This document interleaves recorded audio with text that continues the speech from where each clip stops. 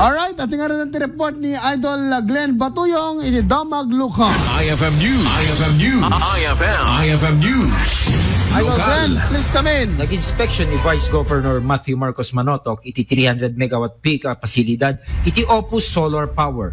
Ang mararami iti Barangay Baksil ken Mumulaan, Paway, Ilocos Norte. Panggep iti proyekto amang ipaay iti Nadalus, renewable energy, ken tumulong amang kisa iti carbon emissions dito i probinsya. Sinigurado ni Vice Governor Matthew Marcos Manotoc na agtultuloy iti turismo, kadag iti iconic sand dunes asan na masukatan iti pintas na.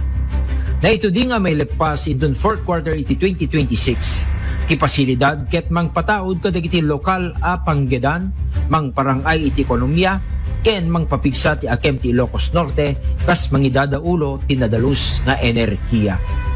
Iti sa Bali Bangir, nakipagkita ni Vice Governor Matthew Marcos Manotoc ken ni Mayor James Brian Alcid tapno makitnonos kadagiti na singasing a plano ti Sinking Belt Tower, traffic rerouting strategy ken iti agtultuloy a panakapaduruas iti Aurora Park. Inyunay-unay ti Vice Governor ti pateg tinatibker a panagtitinulong iti gobyerno probinsyal ken iti syudad ti Lawag.